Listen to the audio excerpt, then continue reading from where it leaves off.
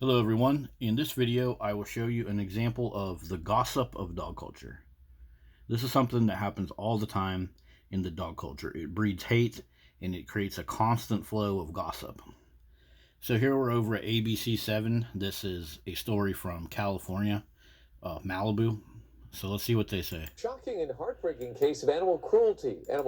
Shocking and heartbreaking. Right off they're telling you how to think. Shocking, heartbreaking. If you're so heartbroken, why weren't you helping the family that owned this dog when they were going through the end of life with the lymphoma that you claim this dog has? Rights groups in defense of animals is offering a $2,500 reward for information leading to the person who zip-tied a dog's mouth and neck and abandoned him in Malibu Creek Canyon. The group says hikers found the German Shepherd on Wednesday evening about 250 feet off the side of... So, who did put that zip tie on the dog's nose? Do you know if you put something around the nose of a dog, especially like a German Shepherd or other dogs that have these long noses, the dog will sit there and take the front feet and just go and get that stuff off of its nose. If you ever see a dog get into twigs and sticks and fences or gets into like a sock on the floor, they don't have anything to do with it. I mean, they'll wear a muzzle that gives them space around their jaw and stuff, but if something's wrapped around their nose, no, I don't think so. So this is very suspect. This seems set up. And why don't they just get the zip tie off instead of filming it with the zip tie on it? Like, makes no sense at all. So in reality, if somebody did put this dog on the hiking trail and put these obviously loose-fitting zip ties on the dog, if that's the case, they actually did this dog a favor. Because these people on the hiking trail, they got their cameras, they got their Instagram.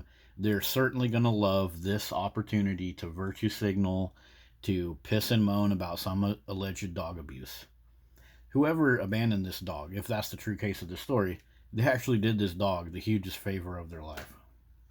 Facing. Veterinarians believe he may have lymphoma. He's undergoing further testing to see if it's treatable. Yeah, the dog does look like he has lymphoma. He has this giant swelling going on here. Looks pretty skinny. His midsection looks really bony. When these dogs get lymphoma, they will refuse to eat and they'll have diarrhea and excessive shedding and rapid weight loss and stuff like that. Basically, they're on their last legs. It's a death sentence, this lymphoma thing. Well, the group... So let's go look at lymphoma then. When you have lymphoma with your dog, here's what they say: palliative care to keep the dog comfortable. So basically, this is like a death sentence, and if you read through these articles, it says, give him comfort, comfort, comfort, make sure he has a quality of life. It says stuff like surgery and chemotherapy may no longer be effective. And, even if they are doing surgery and chemotherapy, they're spending tons and tons of money, tons and tons of time. Their life is full of stress. The veterinarians that have to deal with it's very stressful for them because they're the ones that have to, cut these dogs open and go into their organs and start cutting and repairing. They're the ones that have to administer this chemotherapy, which also kills the other cells in the dog's body and can lead to seizures. So these final stages of life with these dogs is very stressful for all of the community. And instead of putting all this money out there for a reward for this supposed abuser, why don't you put some money into educating these dog owners about all of this nastiness that comes with these dogs? Why don't you put that money into something preventative instead of gossiping about your fellow humans and making this giant case about, oh, some abuser, yeah. Like the comments underneath of these kind of videos, it's always the same thing. I hope they find the piece of naughty word there that did this. I would love to know where they live. Oh, so what are you doing? You're threatening violence against an alleged abuser? This is what I'm talking about with the gossip. All of this stuff in here, it's all about sick people. Yeah, that's a sick person that did that. Well, if you want to know where this person lives and you want to take action to help this dog, why didn't you go walk around the neighborhood, go on a 15-mile walk with a printed pamphlet about lymphoma and go help these dog owners? No, you didn't do that because you don't give a rip. Dog owners and dog culture, they don't give a crap about humanity. and they really don't give a crap about dogs. They just want to gossip. Unbelievable.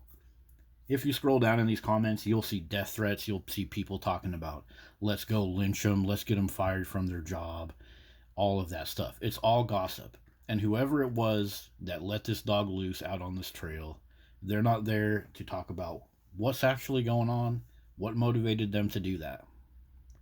If you look around Malibu, where they say this dog was found, you'll find, and of course everywhere else in America right now, animal shelters have a huge, gigantic problem with all these unwanted dogs. So if they took their dog to a shelter and they said, hey, this dog, man, he's in bad shape. We've done a bunch of chemo. He won't eat food. He's suffering. We have to spend all this money keeping him with drugs. Can you guys help us with some low-cost euthanasia?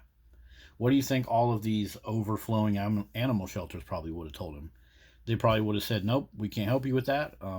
You can pay us and we'll take the dog and euthanize it, though. So it's not like these people have a perfect, built-in, beautiful option for the end-of-life care for these old, sick dogs that are just unwanted, unwanted dogs. Our country is overflowing with unwanted dogs because people are waking up to the nastiness of this. People have 10-year-old dogs that have cancer, and they're coerced into keeping these dogs on drugs, which is terrible because instead of remembering your dog in the healthy state, now you have like a year or 5 years of terrible memories where you've had to watch this dog slowly fade into just a pile of its own urine and piss. And then finally it dies in your house. And it's just a bunch of stress. So if the owners of those dogs went around asking about euthanasia, like is this something we can do? Can we euthanize the dog? You know that all of those people, just like in the comments, they were probably like, no, you're an animal abuser.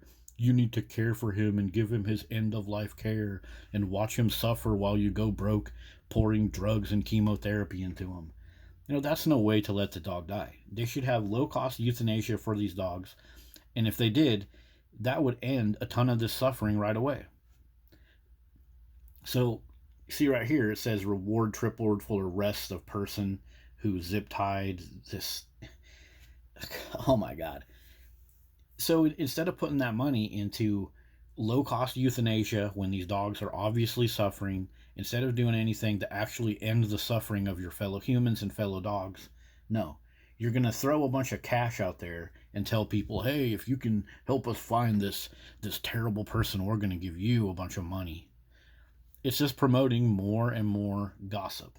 Well, that's my main point with this. It's just a bunch of gossip for no reason. And at the end of the day, we just got more unwanted dogs and more suffering, and that's what the result of gossip is, suffering. So that has been an example of the gossip of dog culture. What do y'all think? If you're a Christian, if you believe in the Bible and God, what do you think about this over-the-top gossip that we are inundated with about dog culture? Does dog culture go against God, go against the Bible? Seems to me like it does. Thanks for watching. See you guys later.